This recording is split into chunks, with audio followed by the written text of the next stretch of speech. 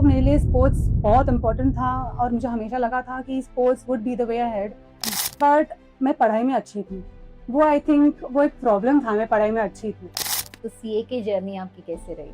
Tough, बहुत tough. Actually जो मैं करूँगी कुछ और नहीं, कुछ और ऐसा करूँगी जो मुझे सबसे ज़्यादा पसंद है। The whole concept was Active Guard was to get affordable MMA and BJJ gear for all fighters. I have never fought an MMA fight and I never will fight the fight.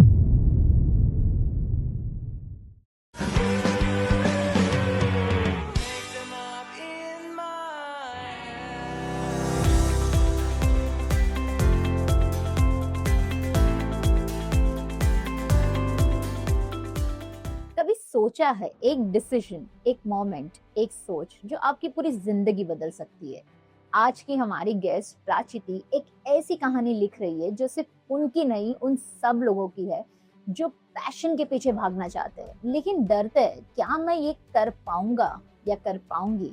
एक ranker student जो एक secure career के रास्ते पर थी, एक fighter जिन्होंने अपनी पहचान दोबारा बनाई, एक एंटरप्रेन्योर जो आज नए सपने दे रही है उन फाइटर्स को जो हारना नहीं जानते।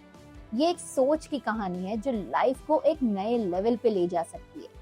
तो तैयार हो जाओ क्योंकि ये सिर्फ एक कहानी नहीं, ये एक सोच है जो आपको सोचने पर मजबूर कर देगी। हाय प्राचिति, वेलकम टू एक सोच, one idea that changed your life. Hi Nirali, thank you so much for having me and for me to be a part of this show. And we are very much happy to have you on this podcast because being a female and athlete, not only athlete but also a fighter, right? So we are very happy and we are privileged to have you as our guest today. How has been your childhood? So childhood I was fun. I was growing up मैं हमेशा एक athlete थी। बचपन में हमेशा बहुत sports में ही participate किया है।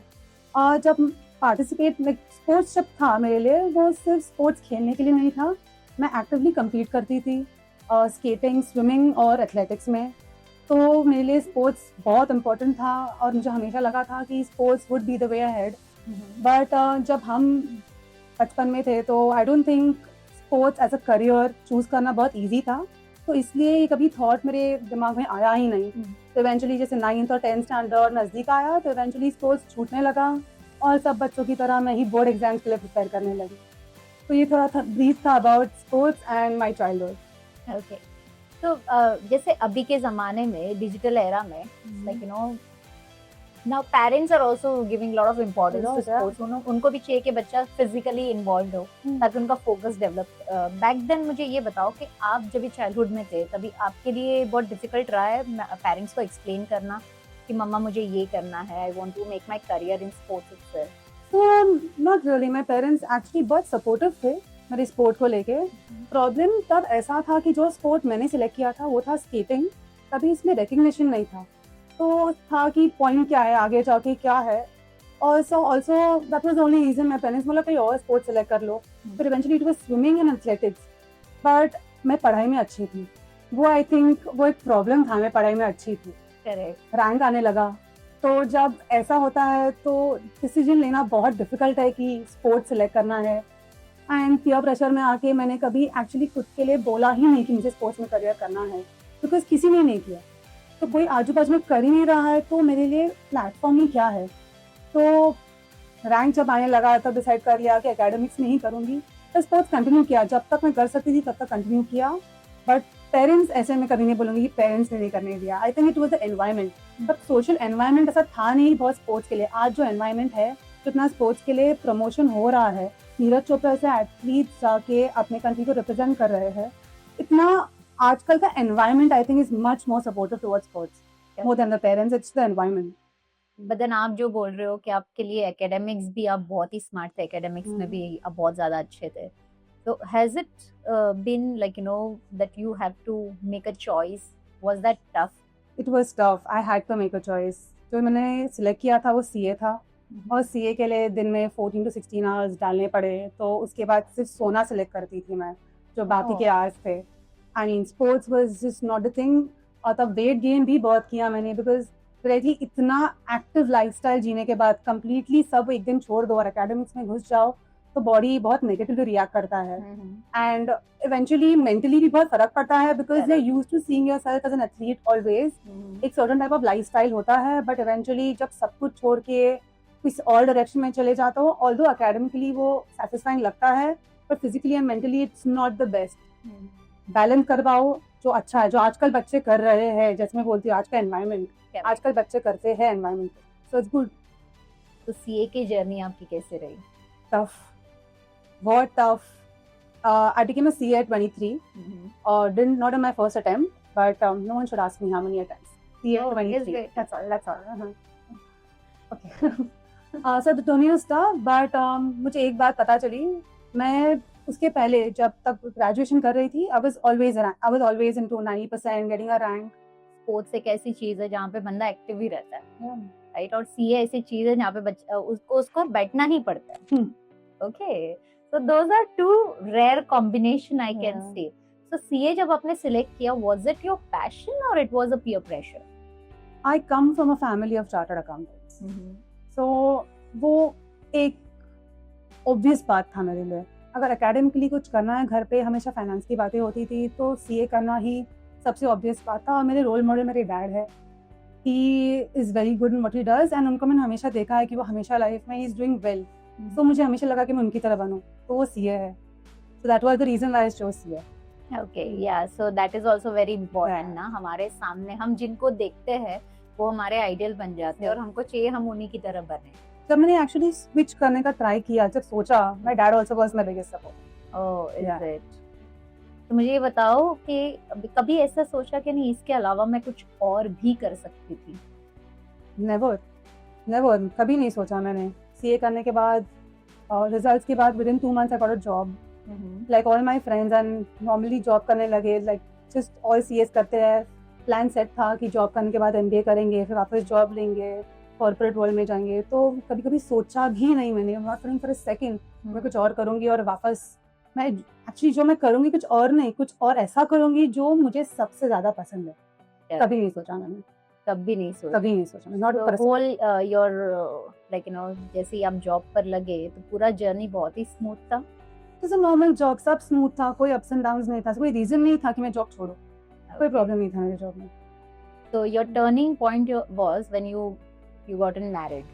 My marriage changed my life. Yeah, it changed your life, right? But I really want to understand, where did you meet your partner? It's an arranged marriage, so there's no story to it. Okay. So tell me one thing, जैसे अपने when I was researching about your journey, I've checked that that after marriage your life completely changed, Right. and you became a co-founder of One Punch MMA. So वो सफर कैसे शुरू हुई अब? So as I said, I was a big girl. So I almost on camera I almost reached 80 kgs, which is very big for my height. It was because of CA.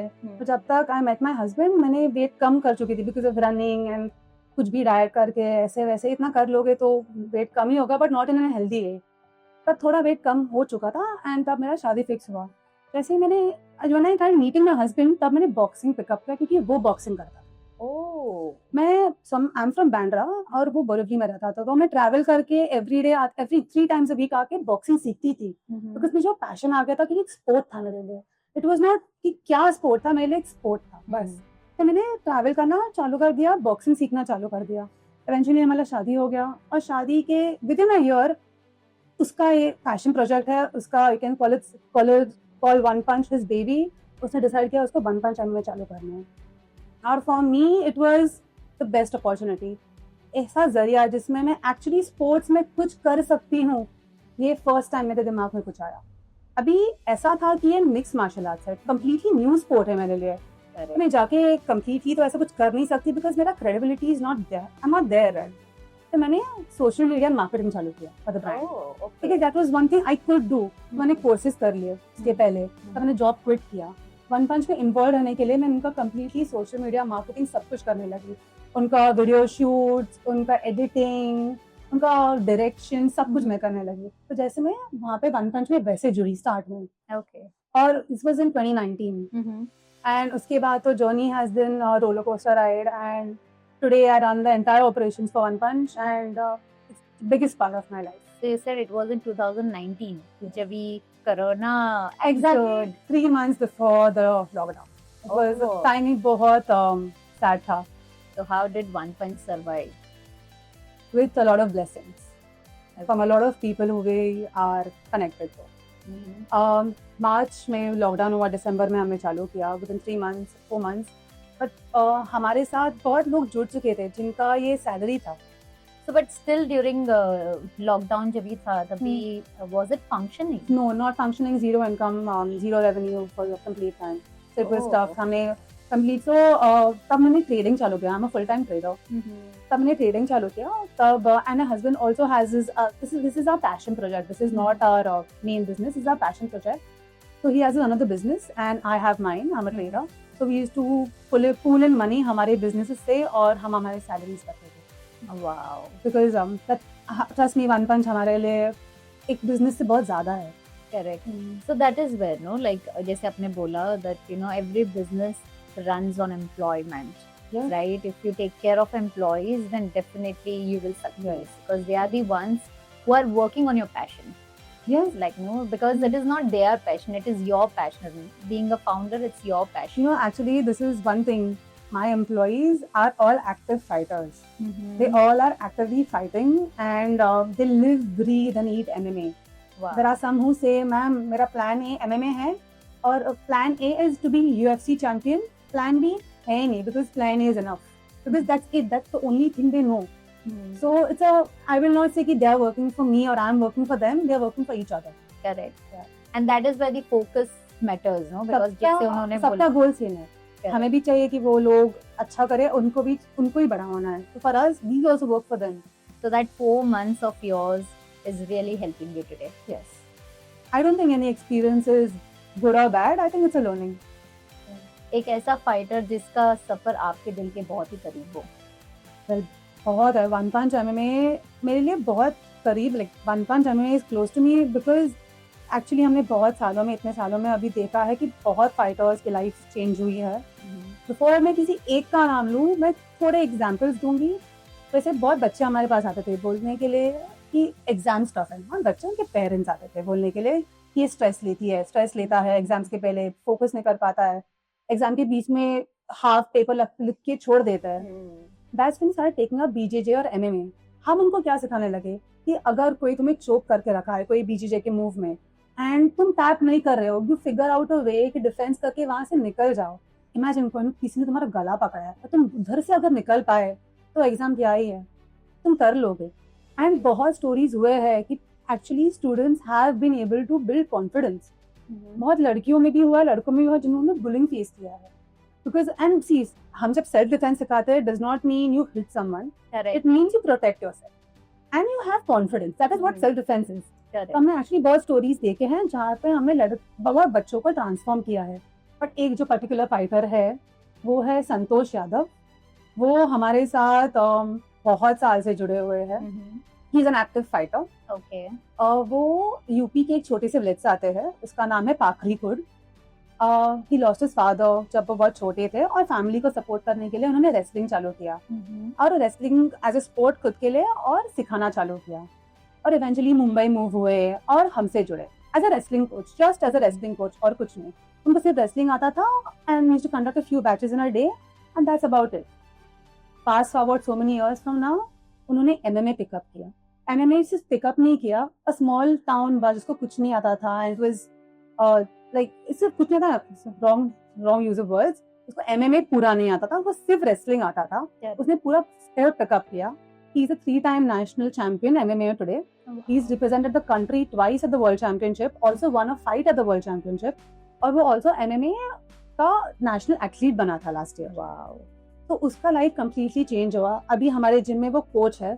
He is one of the most popular coaches, जहाँ पे सब लोग like gym पे look up to him. कभी-कभी लोग gym पे आते हैं सिर्फ संतोष सर को मिलने के लिए. Oh wow. And he's just in his 20s.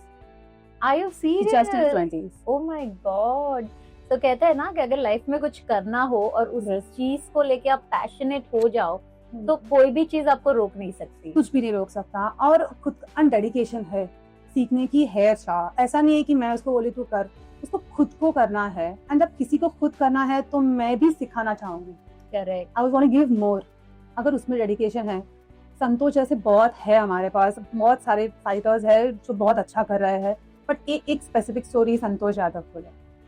So, Prajiti, you are really doing a good job. I've also read that you guys are also sponsoring them for all the events and world So, championship. Like Santosh, as I said, उसका background बहुत tough है। तो पाकदीपुर के small village से आता है, and इसका completely livelihood हम पे डिपेंडेंट है वनपन से। ही gets his salary and he has a lot of PTs as he is popular. Correct. But world championship जाना खर्चा बहुत है, 100%. ऑलमोस्ट 1.5 लाख तक खर्चा होता है, maybe more but not less, and इतना खर्चा करना is difficult. So we tried, बहुत स्टार्ट में ट्राई किया कि हम स्पॉन्सर्स लाए।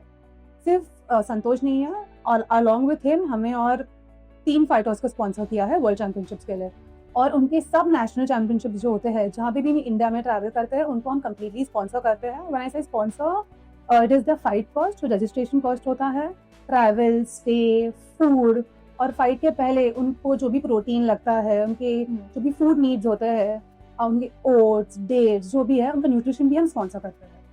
तो पहले हमने ट्राई किया कि हम स्पॉन्सर्स ढूंढे, because it's very tough to do it out of your own pocket.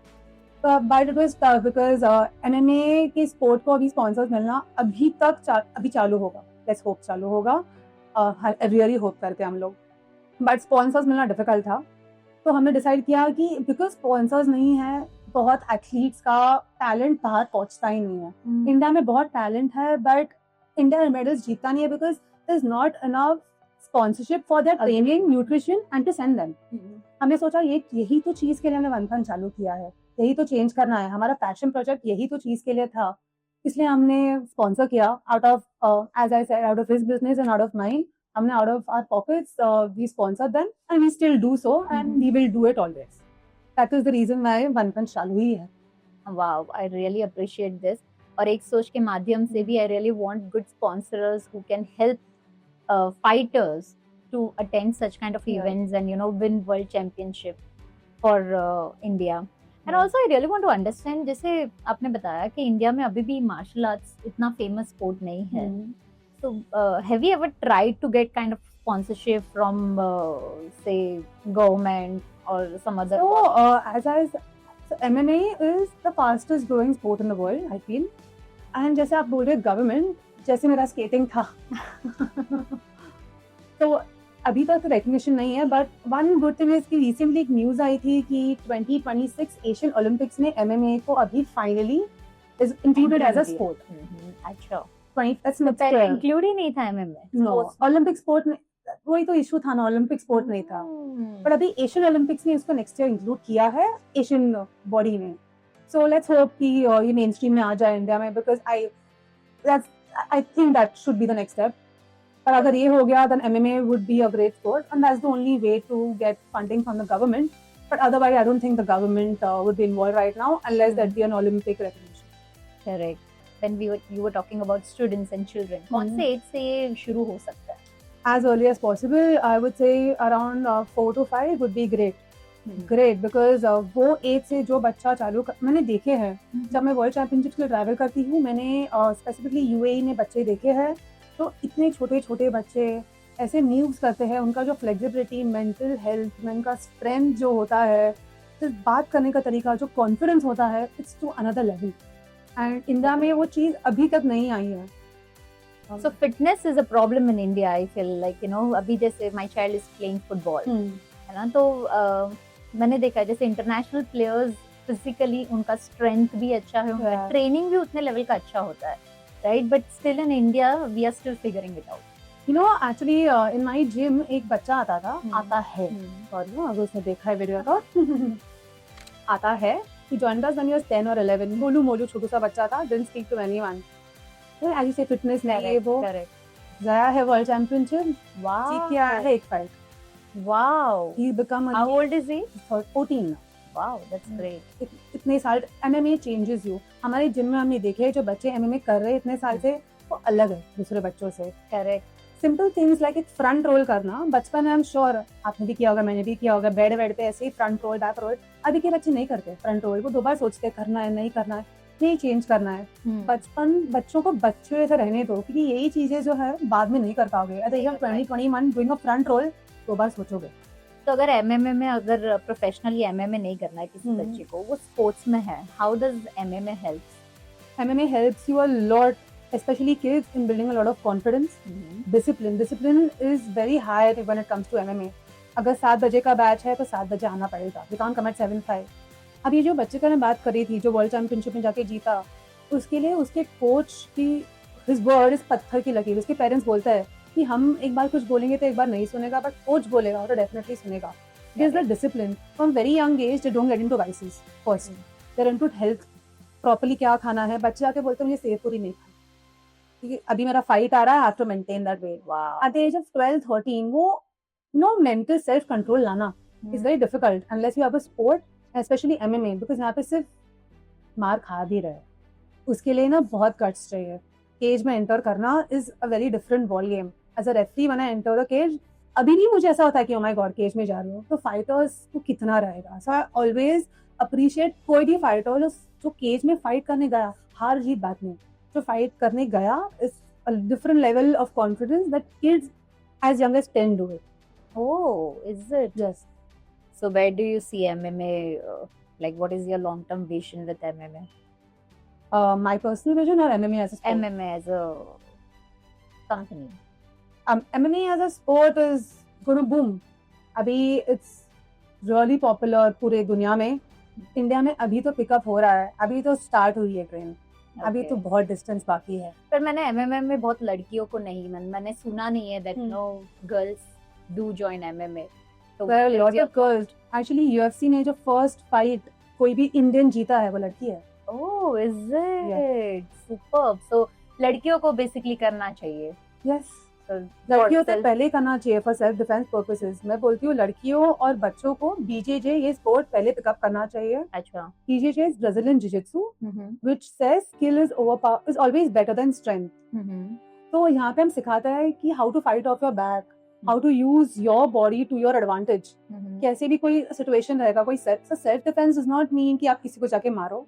Self defence का मतलब है कोई आप पे अटैक करने आए हैं तो आप अपने आप को डिफेंड करो और बाय टाइम और call for help, that is self defence. Correct. उसके लिए कॉन्फिडेंस चाहिए कुछ भी करने के लिए, and that is what BJJ teaches you confidence and how to defend yourself. So I would really promote this. लड़कियों तो ये पहले करना चाहिए।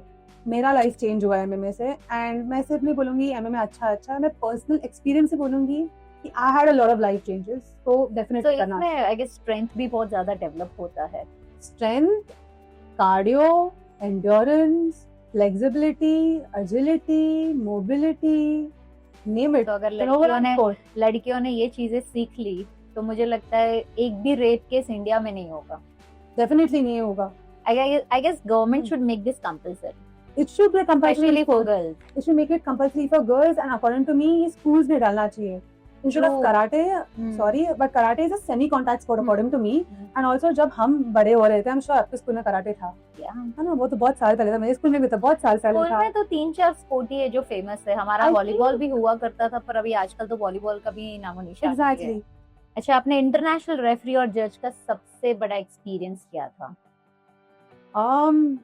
So मैंने इंटरनेशनल रेफरी और जज बहरीन और अल्बेनिया ट्रैवल करके मेरे कोर्सेज क्लियर किए थे, और मैंने काफी वर्ल्ड चैंपियनशिप्स ही अप्रिशिएट किया है। मैंने से appreciate means referee and judging. एक एक्सपीरियंस था ऐसा कि मैं एक यूथ अंडर 18 का फाइट रेफरी कर रही थी, एंड जो फाइट कर रहे थे बच्चे वो 14 के रहेंगे, 14 इयर्स ओल्ड। मैं रेफर करती very closely, and I say कि उधर ना रूल्स थे कि you can not hit the face. So वो ज्यादा बीजेजे कर रहे थे which is on the ground, correct, and they are very quick in doing. And finally what do you think, the 14 year olds क्या ही कर लेंगे। मतलब बीजेजे के थोड़े स्पेसिफिक टेक्निक्स होते हैं जो वो पुल ऑफ कर सकते हैं। वो मेरे लिए एक बहुत एस्टोनिशिंग मोमेंट था कि एक बच्चे ने एक स्पेसिफिक मूव बहुत ब्यूटीफुली उसके पैर से डेमोन्स्ट्रेट किया, जो एक्चुअली हाथ से होता है। As a referee took me literally 0.1 second to figure out कि क्या हुआ। तब मुझे रियलाइज हुआ कि एमएमए और बीजेजे का लेवल किधर पहुंच चुका है, और India really has some way to go because this championship was in Abu Dhabi, world championship. तो that was a really good moment for me to see कि बच्चे एक्चुअली ग्रो हो रहे हैं। This sport has a lot of things which are unexplored. अब बहुत सीखना बाकी है, and this is what I like actually MMA या BJJ के बारे में, कि BJJ especially क्योंकि इसका learning curve बहुत लंबा है. कोई भी आप sport करते हो, आफ्टर पॉइंट आप सब कुछ सीख जाते हो, उसके बाद प्रैक्टिस होता है. BJJ में सीखना बाकी है, हमेशा ही सीखना बाकी है, which keeps that thirst going and you always want to do more and you all never feel you're the best. So when I was going through your entire journey and all, I've read that you started your own brand in Active Guard. So how did that thought came to your mind? So Active Guard I launched it last year. So the whole concept was Active Guard was to get affordable MMA and BJJ gear for all fighters. And eventually I thought that probably not just for fighters, but let's get this gear for all athletes. Now why for all athletes is because I realized that this product called Rash Guard. Rash Guard is basically a compression t-shirt.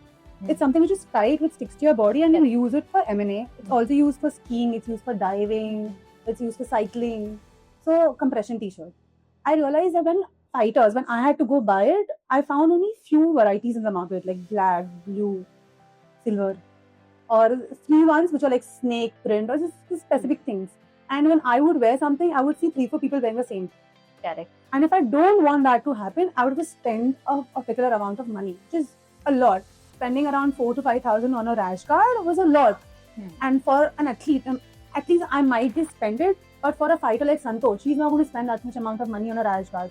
But trust me, he deserves a rash guard more than I do. Correct. Because he's a fighter who uses it daily. That's when I thought, let's make something for everyone. And let's make it interesting.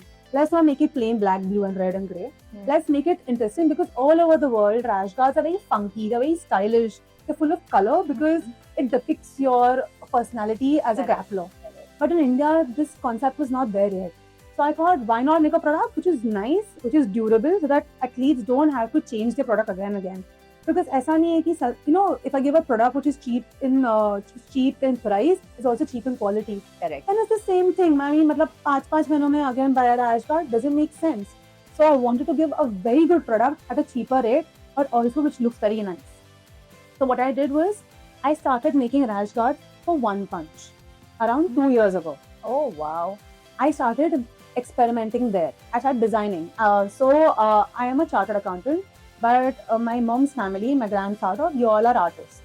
So I have an artistic side to me and quite a lot of it. And that's why the whole social media marketing. Correct. So I started sketching out my rash guards. What I wanted to wear.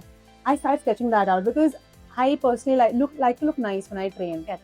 So when I go to the gym, I didn't want to wear those rash guards just like guys. And also, rash guards are made for men. It was not made for women. And also, it's made for fit men. It is not meant for someone who has a stomach. Oh. So I want something stretchable as well. So there are a lot of things that I had to play, that I had to keep in mind. First, I started making rash guards for the gym, I had sketching my own designs. And over 2 years, I had rash guards which had One Punch. Because it was for the gym people, just for the team. And it was an experimenting process. After 2 years, I figured out what works. And I eventually launched Active Guard last year at a very affordable rate. And over 2 years, I realized that I'm still using the same rash guard and it looks the same. I realized the durability now. I realized that this is the product I want. After a lot of research, when I decided that this is the product I want, I finally launched Active Guard for any athlete who wants a product which looks nice, because no one wants to look bad when they're training. I mean, everyone can look nice. फंसा हुआ होना जरूरी नहीं है. I keep telling people, like, I get it, but you need to look nice. I mean, you build confidence. When you walk into a room and you're just in good gear, you feel nice, right? True. So that was how Active Guard was born, and eventually now I'm launching shorts and spats next month. So you again, like, coming back to the same journey, like, MMA has been a social business for you. Yes. How do you see Active Guard? Active Guard is something which keeps One Punch alive. Okay. So do you consider that also as a social entrepreneurship, or you really want to make good profits out of it? If I make profits out of it, it will be good. I mean, Active Guard would be a business for me. Okay. Because as I said, Active Guard needs to do well, because One Punch does not make profit. I'll be very clear about it. It's completely a passion project for me. Correct. But as One Punch grows, the number of fighters I sponsor also grow. My team also grows. To cater to everyone's needs, I need something which helps. And that is what Active Guard is. Correct. It has to make profit. It has to make profit to One Punch. I guess it will make profit. The kind of vision Yeah. that you have, and the kind of, you have given your whole heart. That's how Right. entrepreneurship is, and that's how founders should be. And I'm all about talking to the fighters. After buying Active Guard, a lot of fighters have come to me with their inputs. And I'm not that type of an entrepreneur. I'll be like, nahi, nahi, ye nahi chalta hai. What I'm saying is right. No, for me, the customer is telling me something, Correct. and that is really important for me. And the next collection that I'm launching, I'm actually going to incorporate each and every feedback that has been given to me. I want the fighters to feel that, and not feel, I'm going to do it. I'm going to actually do the brand is for the fighters, or rather give the fighters what they want, rather than what I want to give them. So that's the whole point. Correct. So I would love to use one of your Active I'll Guard. definitely give. Hope it has been made for me. Trust me, all women will like it. I don't sound like a woman. I really like walking in whenever, like, I'm a attention seeker. Okay. So I really like to wear kind of things that brings a lot of attention. No, because when we roll, when we do MMA, we look scary. Like my hair is all over Yeah. the place. There's sweat. Not even my sweat. It's 6 people ka sweat on me because it's full contact sport. The only thing which might look nice is my rash guard, because that is not going to change. That is still with the same start to end of the session. And Active Guard is also supported a lot with my husband. He is the head coach for my gym. He is the one who takes everyone for all the world championships, and one who's actually the brains behind One Punch. Correct. And Active Guard, he gives me a lot of inputs. So this is how we both are growing this together. Super. Right. So partnership, like Yeah. I personally feel that India में ये बहुत कम होता है. I know. We heard that a lot. बहुत कम नहीं, I guess hardly. I've seen 5%, 10% people, Yeah, couple, like who work in partnership. it's quite rare. We get it quite a lot. Very rare, very rare. So tell me, like, entrepreneurship is always a journey. Like struggles भी होते हैं, success भी होती है. So what is the biggest challenge for you? The biggest challenge for me would be the lack of awareness of MMA, actually. That's actually the biggest challenge, and the thing actually I work on the most. Once people come to the gym and see the product, they love it. And then I don't have a problem in maintaining the clientele. It's to get them here first. For them to realize what MMA is, and secondly to realize कि MMA करने में injury नहीं होती है. Fight करोगे जाके cage में, तो yes, you're going to get injured. But training करोगे अगर normally on a day-to-day basis, which I do. I have never fought an MMA fight, and I never will fight the fight. I'm a referee and a judge. But I train regularly like I'm going to fight. That's why I'm never injured. I'm okay. And that's the biggest challenge I've faced is awareness. Awareness for me. And similarly for the other brand I'm going to face now is Active Guard, because rash guards, uske liye bhi awareness. Okay, chalo. Coming back to our topic.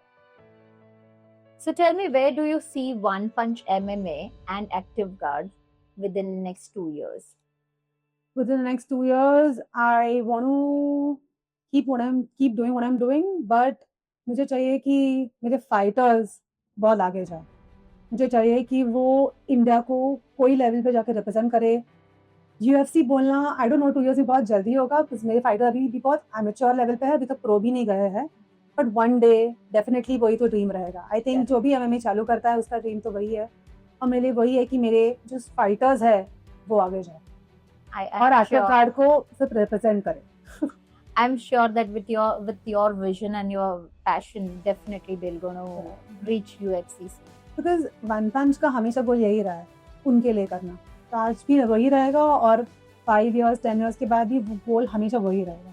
Correct. So you're on a purpose, right? Your purpose is making fighters reach that position. So definitely it will. I'll clarify, this has always been my husband's dream and passion, and would change my life. So मैं उसका credit नहीं खाऊंगी. No, but as I said, it's partnership, right? अगर आप वहाँ पे नहीं जुड़े होते तो Active Guard शुरू नहीं हुआ रहता. Yes. Right. So it's always two minds. It's always two of us. वो कोच है तो मैं always बोलती हूँ I'm the mother of the team. मैं सबका ख्याल रखती हूँ. Correct. And that's how it works, right? और घर का ही कोई इंसान हो जो entrepreneurship भी संभाले तो I mean nothing like. I'm also a chartered accountant, so we also get help in the whole finance aspect. Correct. एक मैसेज जो entrepreneurship जर्नी जिसको शुरू करना है, जो ड्रीमर है, उनके लिए कोई मैसेज देना चाहोगे? Don't wait. रुको मत, कोई ऐसा don't wait for an opportunity कि कुछ हो जाए और उसके बाद मैं कुछ स्विच करूँ या फिर कुछ चालू करूँ। Like in my case I got married और फिर my husband thought of starting one punch, और इसलिए I could actually fulfil my dream sports का। अगर ये नहीं होता तो मैं वही रैट रेस में फंस जाती और वही करती। तो रुको मत, मैं लकी थी, सब लोग लकी नहीं हो सकते। करेक्ट। आपका खुद का अपॉर्चुनिटी, वो स्विच खुद ही क्रिएट करो। Don't wait for anyone to push you, push yourself is what I would say. तो कहीं ना कहीं आपके दिमाग में ये तो हमेशा रहा रहेगा कि मुझे स्पोर्ट्स में कुछ करना था, मैं नहीं कर पाई, and universe might have listened to you really helped and me. yes, correct, and you know it brought you back to that sports thing. कसम स्पोर्ट्स इतना मुझे सैटिस्फैक्शन और हैप्पीनेस देता है और कुछ भी नहीं दे पाएगा। Correct. Sports is really very close to me and specially now mix martial arts. मैं भी ईट ब्रीथ लिव एमएमए कर रही हूँ। So thank you so much, Prachiti, Thank for you. being so much candid, and we had wonderful conversation. I am sure that our audience are going to love it, and they will support you in kind of making this brand one of the biggest brand in this world. Thank you so much, Nirali. It was a fun conversation, and I hope you sometime do try Brazilian Jiu-Jitsu or MMA yourself. I would definitely want my child to even learn this sport. He'll love it, trust me. It's very Especially, I mean, to build his strength, because he's been playing football and he sees his future in football. Yeah. So I really want him to build good. his This will strength. complement his sport. This sport is football. Will complement him. Trust me, one thing if I could change about myself would be that I would have started MMA since I was 4 or 5. Oh, is it? Yeah, but I started at 24. It's quite late. No, but I guess nothing is late, right? Yeah. When you No, start, nothing is late. No, nothing nothing is late. late.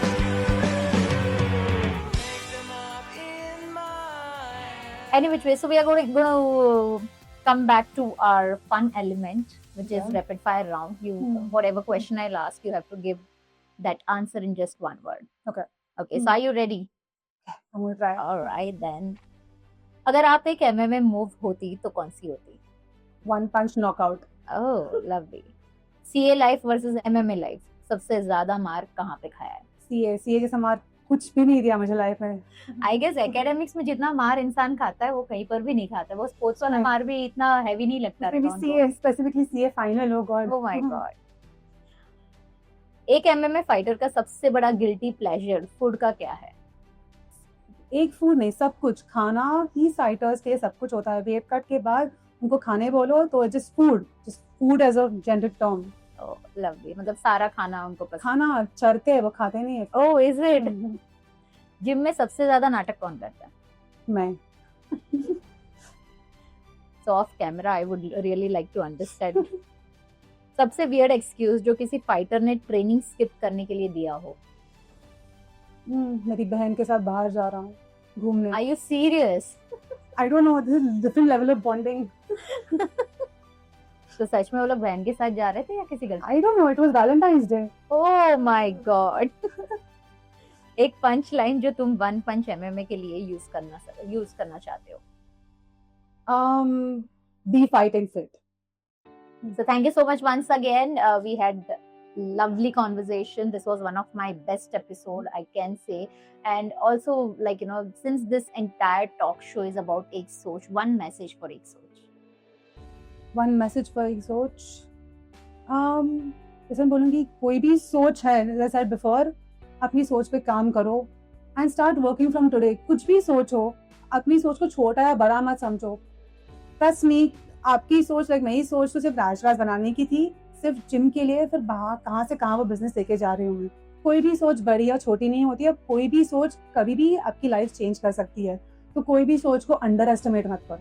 आपकी हो या आपकी friend की हो या आपकी family की हो, किसी की भी सोच हो, किसी की सोच को भी अंडर एस्टिमेट मत। Correct. So every business starts with one सोच। Yes. वो एक सोच ही है जो आपको आगे लेके जाती है। एनीथिंग, कहाँ से भी आपको आइडिया आ सकता है। Thank you so much. और अगर आपको ये एपिसोड अच्छा लगा हो तो मुझे लाइक, सब्सक्राइब और शेयर करना मत भूलिएगा। Thank you so much. Thank you.